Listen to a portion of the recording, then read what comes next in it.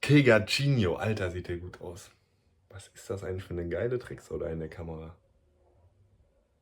Ich würde gerne die Kamera drehen, während ich filme. Mal ein kurzer Ausblick hier, wie mein Zimmer aussieht. Klein, aber fein. Halb eingerichtet. Sexy Gemälde von Rio de Janeiro, die Brasilien genau auf den Punkt bringen.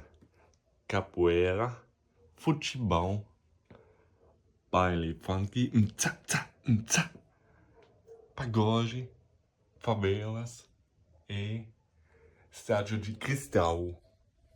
Graças a Deus.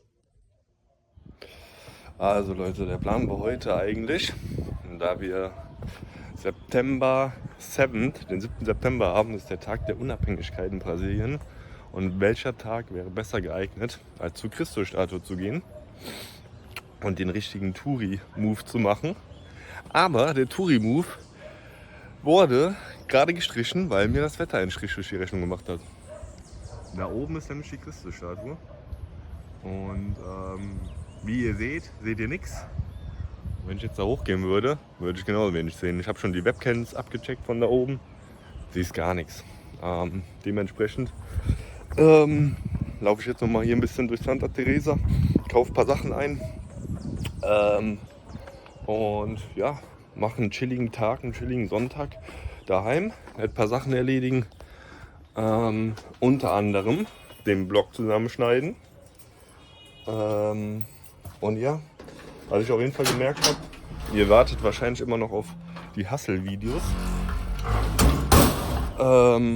den Hustler, den Haquinhos Hustler, der noch nicht angefangen hat, aus dem einfachen Grund, ja, ich will hier ungefiltert reingehen. Dementsprechend muss ich euch gestehen, ehrlicherweise, mit Rio de Janeiro bin ich noch, mit Robert De Niro in Rio de Janeiro bin ich hier noch nicht ganz auf einem Nenner. Ich fühle die Stadt noch nicht so sehr. Ich habe jetzt erstmal eine Woche gebraucht, um hier anzukommen. Und ja, bin am Überlegen, ob ich mich hier überhaupt zetteln soll oder das einfach nur als eine Station auf meiner Brasilien-Expedition mitzunehmen und weiterzuziehen. Ich wollte ja eigentlich auch nach Sao Paulo nächste Woche auf die Konferenz. Und deswegen bin ich jetzt gerade so ein bisschen am Auschecken, Ausloten. Oi, bom dia, tudo bem? Und yes, ich, wie ihr vielleicht gemerkt habt, ich bin auch noch ein bisschen, muss noch ein bisschen reinkommen in das ganze YouTube-Game, wissen, wie ich Videos aufnehme. Hier der Vlog, der wird jetzt auf jeden Fall erstmal hardcore zusammengewürfelt und geschnitten. Wahrscheinlich werden euch die ein oder anderen Übergänge ein bisschen verwirrt vorkommen. Was vollkommen verständlich ist bei dem Gulasch, den ich hier zusammen recorded habe. Deswegen, ich glaube, ich muss noch ein bisschen mich wohler darin fühlen, auch längere Videos aufzunehmen. Am Stück längere Videos unter Menschenmassen aufzunehmen. Und ja, ich glaube, es gibt viel zu berichten, viel zu erzählen. Ich habe ja erst kurz damit angefangen. Und ja, muss da einfach noch ein bisschen warmer werden, reinkommen. Weil ich ja aber auch halt mit dem iPhone rumlaufe, als Gringo. Und mir dann immer so denke, ey, wenn der könnte mich jetzt abziehen. Aber genau das ist der Fehler. Das ist der Fehler. Dass andere Leute, die keine Ahnung haben, wie es in Brasilien ist, weil die noch nie da waren, die einen erzählen wollen, von wegen, dass es so gefährlich ist. Und du dann automatisch denkst, hier ist es gefährlich. Dabei ist es hier gar nicht gefährlich. Wenn du anfängst mit den Leuten zu reden, merkst du, das ist super geil hier. Oi. Yes, von daher mache ich da jetzt genau weiter. Und versuche so viel wie möglich für euch mitzunehmen, auch mit meinem iPhone, am Dia de Independencia. Graças a Deus. Was ich auf jeden Fall noch sagen wollte, natürlich gibt es hier Ecken, die ziemlich gefährlich sind, in denen man sich jetzt nicht so einfach reintrauen sollte. Und sprecht mit Leuten, die schon hier waren, nehmt die Tipps von denen an, aber im Endeffekt macht euch auch immer ein eigenes Bild. Das ist eigentlich ein Gesetz, was nicht nur für Brasilien geht, nicht nur für Reisen geht, das gilt eigentlich fürs ganze Leben. Seid dankbar für jeden Rat, jeder Rat ist ein Geschenk, aber ein Rat kann auch von der falschen Person angenommen, gegeben oder von der falschen Person gegeben und angenommen werden. Kein Geschenk, sondern eine Waffe sein oder eine Giftampulle, die deinen Verstand vergiftet. Dementsprechend, long story short, nehmt Rat an von Leuten, die hier waren, Brasilianern, aber macht euch auch immer ein eigenes Bild von der Geschichte.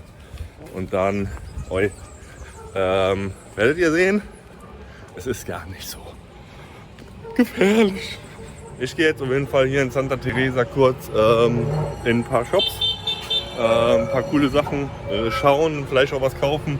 Wollte mir eine Karte von Brasilien kaufen, um mir so eine kleine Markierungsroute zu machen, wo es jetzt hingeht für mich, falls ich Rio de Janeiro verlasse.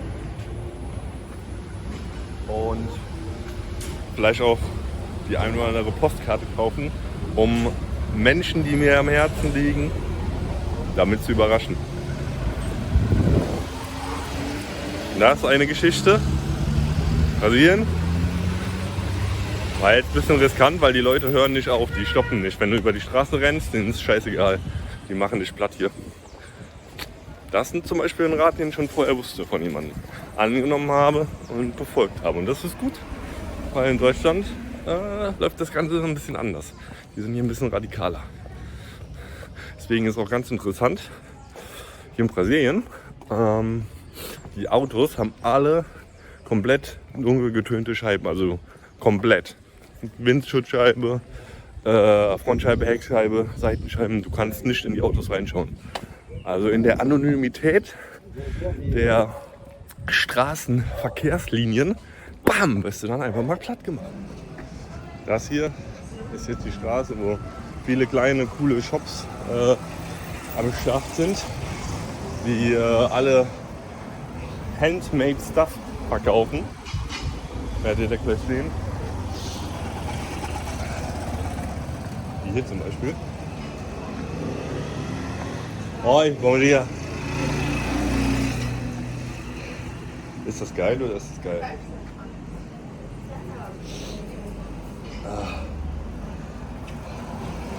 Das sind alles unterschiedliche Künstler, die das hier bereitgestellt haben. Hoi. Você tem uma carta de postal para a letra? Cartão postal. Cartão postal não temos. Não tem? Ah, que pena.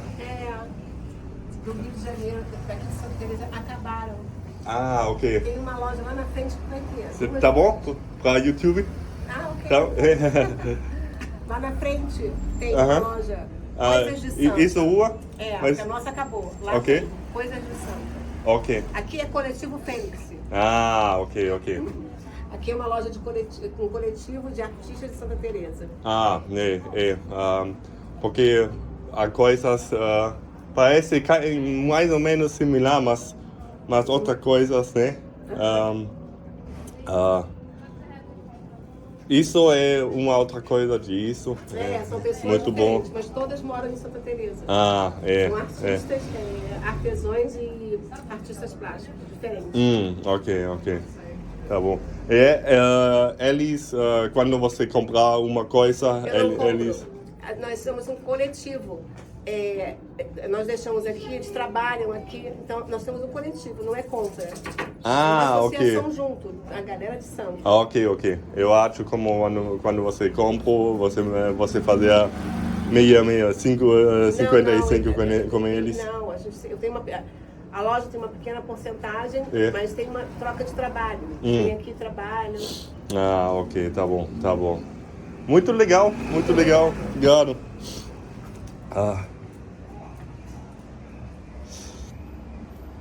Ja, hier sind schon einige Sachen dabei, die interessant sind. Da kann man schon mal den einen oder anderen Taler lassen, ne? Ok, tá bom. Obrigado. Feliz dia de independência. Ciao. Man muss sagen, auch ein bisschen Berlin-Vibe, ne? So südamerikanischer Berlin-Vibe, den du hier hast. Hier bin ich fündig geworden. Natürlich direkt bei der guten JBL Music Box. Altbekannt, ich sag ja Berlin-Vibe. Damit sind wir in Berlin immer in den Mauerpark und in den Trepi gegangen und haben da schön aufgelegt. Und da werde ich natürlich dann auch fündig hier. Das ist ein Anfang. Ich werde nochmal weiterschauen, ob ich noch andere Karten finde, aber die sind schon ziemlich sexy. Ja? Kann man schon machen. 30 Reais sind 7 Euro. 7 Euro für eine Postkarte, eigentlich schon viel, gell, wenn man das überlegt. Aber die sind auch schön, handmade. Isso aí fazer como mão, né? Painting, né? Ah. This not, but Você tem mais? Ah, que isso, cara. de cima. Ah, ok, tá bom. Obrigado. Ah, okay. Magneten. Auch geil.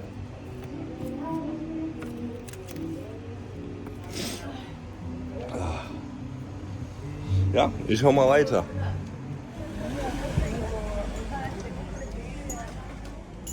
Und überall haben wir diese kleinen, aber feinen Läden, die alle Handmade Stuff verkaufen. Die sind richtig geil.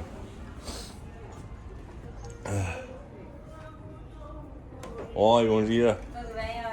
Tudo jóia?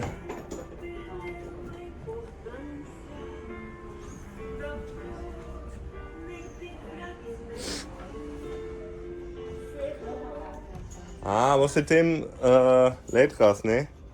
Letras de postal? Sim. Ah, que isso. Porque eu olho para isso, olho em outras lojas, mas aqui tem. Tem várias. É. Oi. Tem gente agora.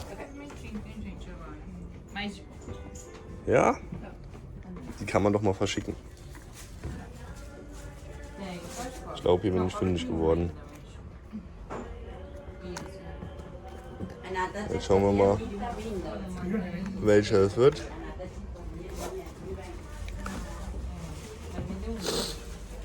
e a Miriam, ela Auf botou. jeden Fall schon mal einen auf Reserve kaufen hier. Eu acho, não? Was denkt ihr? Kann man die Kappe kaufen? Ich habe nämlich meine nicht mitgenommen, weil die echt versifft war. Jetzt brauche ich eine. Quanto é isso? 165. Como? 165. Ah, ok. Tá bom. O que você acha? Vale, Parece bom? Sim. É? Não sei, não acho. Precisa um? Precisa. É, preciso. No Brasil, você precisa de um boné. Exatamente, que isso. Ah. Então, por exemplo, Ah, anders. Ist anders. Genauso nett wie das Viertel hier ist, genauso nett sind auch die Leute. Und überall kleine, aber feine Läden, Bars, in die man irgendwie alle reinschneiden möchte. Und der Kunde will, ich gehe jetzt hier rein. Das ist ziemlich geil aus da von draußen. Wenn man hier die Wände bekritzeln kann, obwohl ich nichts dabei habe zum Bekritzeln.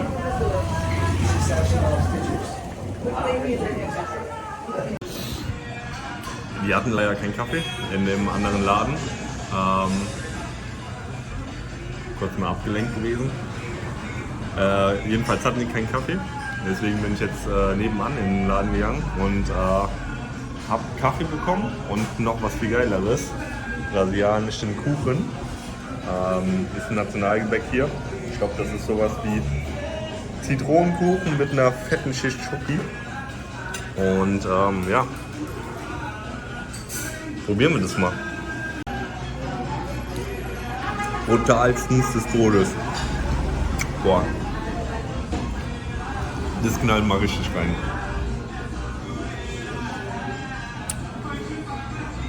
So lässt sich doch gut gehen hier. Boah. Ich bin fündig geworden auch, ja, was meine Suche anging. Ich habe diese schöne Postkarte gekauft.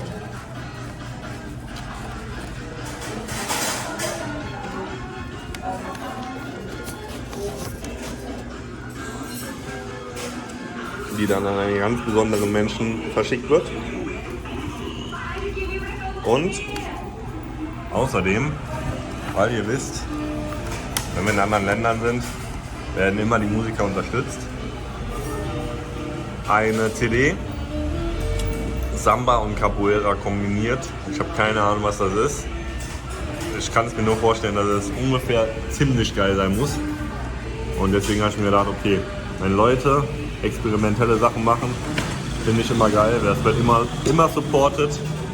Und deswegen haben wir das auch gerade mitgenommen, auch wenn ich natürlich keinen CD-Spieler habe, um mir das anzuhören. Aber im Endeffekt findest du die Leute ja dann auf Spotify, YouTube oder sonst irgendwas. Hoffe ich mal. Wenn nicht, dann werde ich irgendwo einen CD-Spieler ausfindig machen müssen, weil das Capoeira mit Samba kombiniert, ich stelle es mir brutalstens vor. We will see, we will see. Ja, also das ist geil hier. So geil das hier aber auch ist. Ihr müsst euch jetzt vorstellen, für den Kuchen und den Kaffee habe ich 27,5 Reais gezahlt. Habe jetzt 30 da gelassen. Das sind umgerechnet 7 Euro. Für ein Stück Kuchen und Kaffee. Am Ende sind das halt echt auch europäische Preise hier, weil wir halt aber auch in Santa Teresa sind, Touristenviertel. Nichtsdestotrotz, mein Plan war mit 30 Euro, also 150 Reais am Tag auszukommen hier in Rio de Janeiro. Fund's nicht, kannst du knicken. Die Preise sind zu brutal. Ich weiß nicht, ob es, also es wird wahrscheinlich in ländlichen Gegenden und Brasilien nicht der Fall sein, aber hier in Rio de Janeiro und vor allem in Santa Teresa, weil es halt auch dann das größte Viertel ist, haben wir halt echt brutale Preise. Ja, also wie gesagt, ich weiß ja, dass Leute aus der Favela im Durchschnitt 50 Euro verdienen pro Monat für die ganze Familie. Und ich zahle hier 7 Euro nur für einen Kaffee und ein Stück Kuchen. Das ist schon eigentlich schon asozial. Also halt auch denen gegenüber, die halt nicht so viel Glück hatten, in der Favela wohnen, anstatt hier zu wohnen. Muss ich dann auch mal überlegen, ne? Ich muss aber sagen, ich habe jetzt eben auch den Fehler gemacht, nicht den Preis vorher abzuchecken. Das habe ich auf jeden Fall schon gelernt hier. Man muss den Preis vorher abchecken, bevor man irgendwo reingeht und sagt so, hier, ich will jetzt hier einen Kaffee trinken. Weil am Ende kriegst du dann die Gringo-Preise nämlich aufgetischt.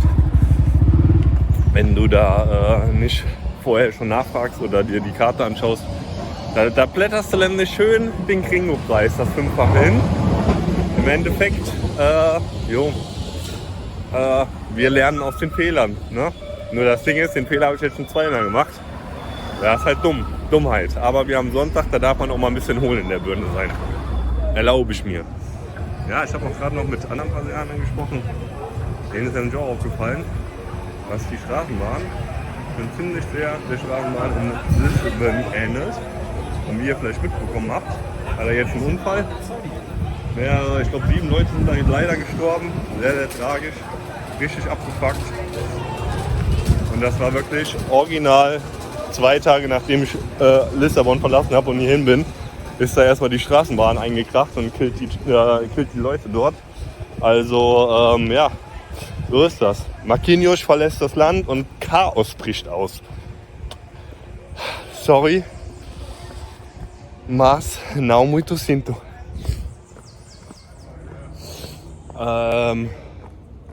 Ich hab vergessen, was ich sagen wollte. Nee, ich wusste nur nicht, wie ich reinkomme. Ich laufe jetzt gerade zu den Lappa-Treppen. Keine Ahnung, wie die heißen. Die Namen haben, who cares? Ich nenne die Snoop Dogg-Treppen. Ihr wisst wahrscheinlich, wenn ihr, und davon gehe ich jetzt mal aus, das Video von Beautiful gesehen habt, Essen besorgen in Del Farol, dann wisst ihr, wo ich jetzt hinlaufe. Auch ziemlich lustig. Und da hinten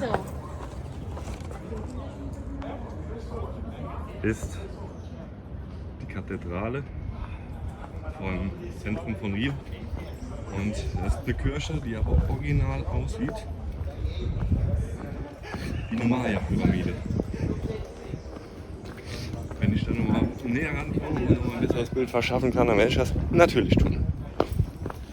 Ich bin jetzt hier bei den Stairs angekommen, aber ich habe euch eben schon gesagt, Sonntag darf man ein bisschen dumm sein. Ich war zweimal dumm und habe mir gedacht, an einem Sonntag ist hier bestimmt nicht so viel los. Hier ist arsch viel los. Deswegen werden wir jetzt genau den hier machen.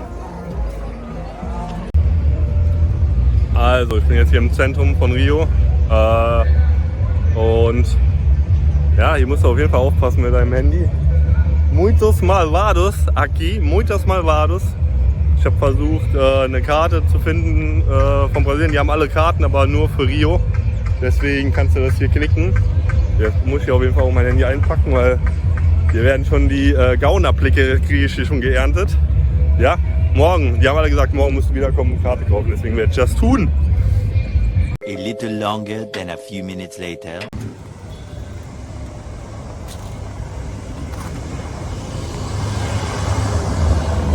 Schönen guten Morgen euch. Wir laufen jetzt zum Bürgeramt hier in Santa Teresa, um mir eine CPF zu verschaffen. Wir haben 8 Uhr im frühen Morgen, sind hier mit Maria unterwegs. Un video para YouTube. Die Hausmami von meinem Airbnb, die das organisiert hat. Das ist sowas wie eine Steuernummer, die man eigentlich für jeden Shit hier braucht, um zu überleben, um Dokumente zu bestellen. Wenn du irgendwas bestellen willst, musst du dich identifizieren, diese CPF, wie die Brasilianer es nennen, um Tickets für ein Event zu kaufen, Tickets generell zu kaufen, um irgendwo hinzufliegen. Eigentlich so ziemlich für jeden Shit brauchst du diese Nummer. Und ja, die holen wir uns jetzt. 8 Uhr an einem Dienstagmorgen, heute werden 30 Grad hier in Rio de Janeiro werden. So muss das sein, so schmeckt es.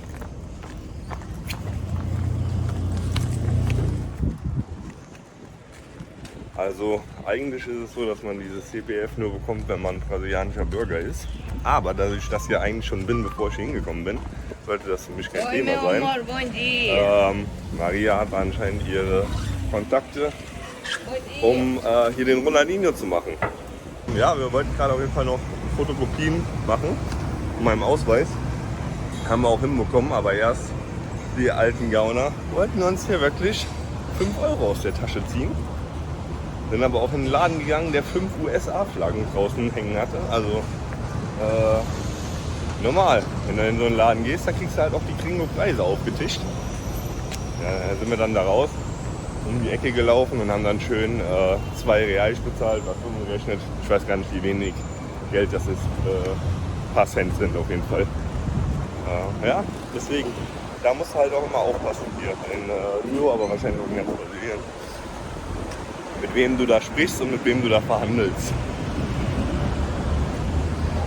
Ja, ich glaube, jetzt fällt es mir tatsächlich wie Schuppen aus den Haaren, obwohl ich, wie ihr sehen könnt, gar keine Schuppen in den Haaren habe. Das erinnert mich ein bisschen an Miami hier, die Ecke. Ich bin Miami bei. Das ist das Ministerium, meine Freunde.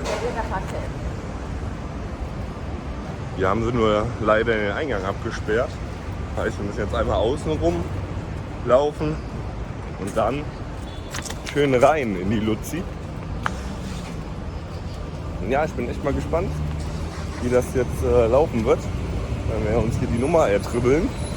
Aber dann bin ich ein freier Mann, der ich sowieso schon bin, aber was viel wichtiger ist, ein noch freierer Brasilianer. Oggi talvez dia tá bom, né, para isso. Die, Ah, okay.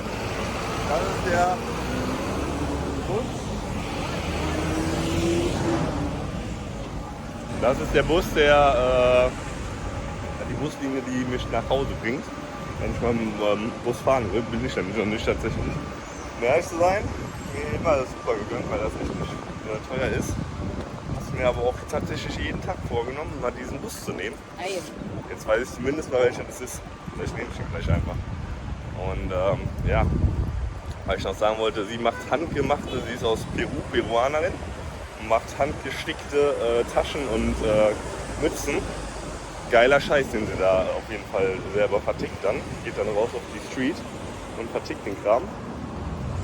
So, und das hier ist das Museum, wollte ich schon gerade sagen. Sieht nämlich aus wie ein Museum, ist aber das Ministerium. Das Ministerium für verwandte Künste und Zauberkünste. Genauso wie Harry Potter gehen wir nämlich jetzt hier auch rein zaubern.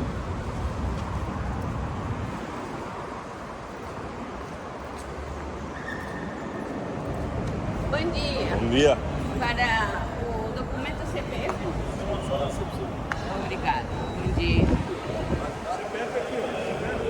Aqui? Tá bom. Obrigado.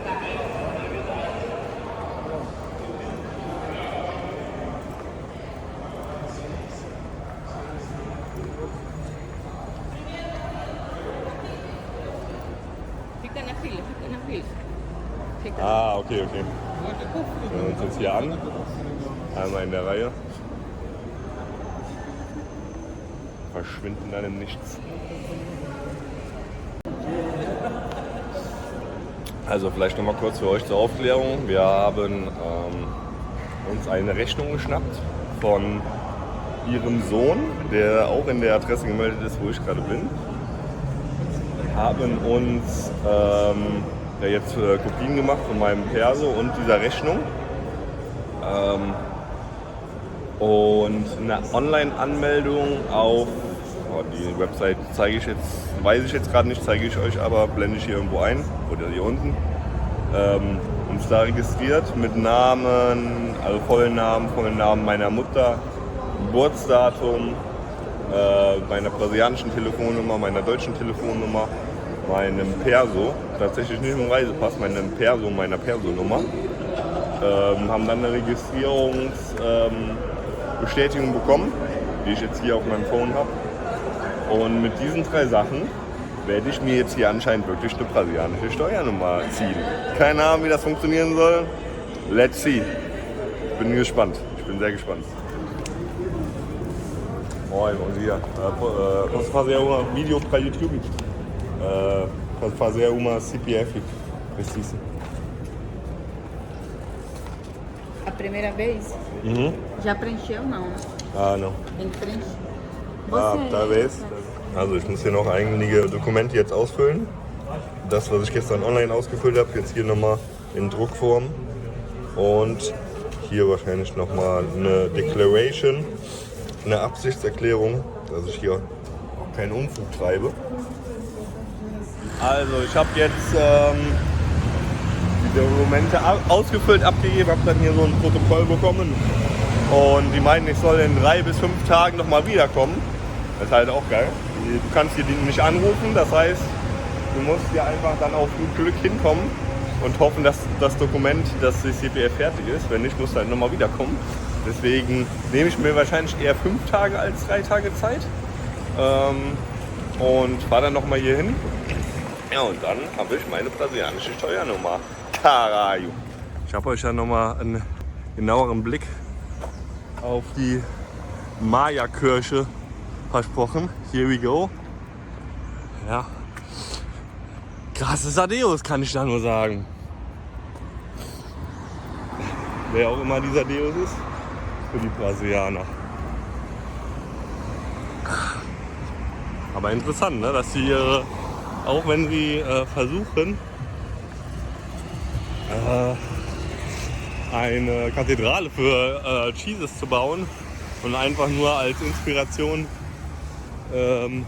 versuchen, neuere, modernere Ansätze zu wählen, sie dann doch irgendwie nicht wirklich ihre Kultur und ihre Gene aus diesen Gebilden herausbekommen, aus der Kreation. Und einfach etwas bauen, was aussieht wie ein Maya-Tempel. Ohne es zu wissen. They did it without purpose, soweit ich weiß. Ich will ja keine Fehlinformationen streuen, ne? Aber ja. Irgendwie sind wir alle eins und ja, was kann ich sagen? Wir sind alle eins, wir kommen alle aus demselben und gehen auch wieder alle in dasselbe.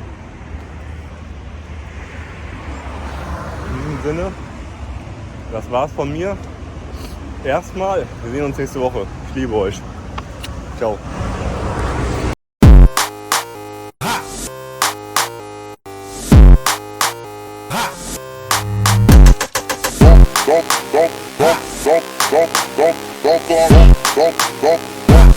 Don't